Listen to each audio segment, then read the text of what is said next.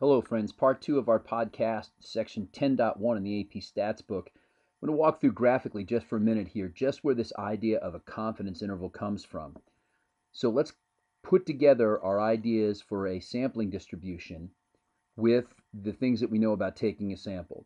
So just imagine I'm going to take a lot of samples of size 50, all right, random samples of size 50 out of the population of 5,000. So let's say the first one, the average IQ score for the group of 50 is 112. And in the second group of 50, the average is 109. And the third, it's 114, and so on. If we were able to collect every single possible sample of size 50, we would get this normal shaped curve, and the mean would match exactly our population proportion. So remember that from the last chapter, that the mean of the sampling distribution equaled the population mean. The more important thing we get, because it's size 50, we get this standard deviation. So from that, we don't know what mu is, but we know that 95% of the averages are going to be between these two standard deviations. So as long as we take a fair random sample, we have a 95% chance of our interval capturing the true population mean. So it doesn't mean we're going to be right every time. All it means is that we're 95% confident, if we take a true random sample of this size, that our interval will catch the true population parameter we're trying to find. And this figure illustrates the point.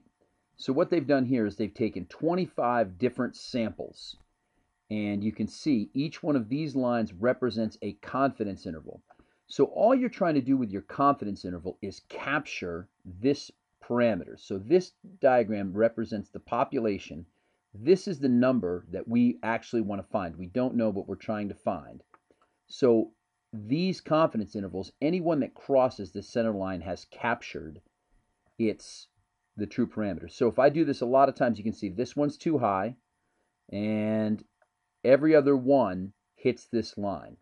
So in this case, out of the 25, 24 of them captured the true population parameter. So let's take a look at a couple of these homework problems. So in this one, a student reads at a 95% confidence interval for the mean NAEP quantitative score for men in the age group is between the two numbers. He's asked to explain, and he says 95% of all young men have scored between the two numbers. And this is not right, because what the confidence interval gives you is a 95% confidence of the average for all these people that took the test. So the confidence interval does not have anything to do with the individual scores. The confidence interval is strictly about the average for the population. Problem 10.4 gives us a better example of problems that we're going to have to do, actually execute. So describe the shape, center, and spread of the sampling distribution. So remember, we said a sampling distribution for X bar is a normal curve, okay, because it takes every possible sample of size, in this case 50. So it's going to be, the sampling distribution will have its center at the value mu that we don't know, that we're trying to estimate, and its standard deviation will be the 0.4 divided by the square root of 50. So it's a normal curve, that's a shape, with its center at the unknown mu, and the spread is described by the standard deviation divided by the square root of the sample size that we just learned in chapter 9. So here's my mean mu that I don't know. Here's the calculation of the standard deviation.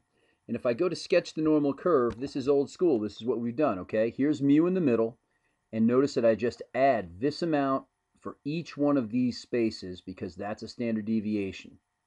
And what you see shaded in yellow are the number of X bars that would be within that distance from the mu. And I'll finish C, D, and E in the third podcast.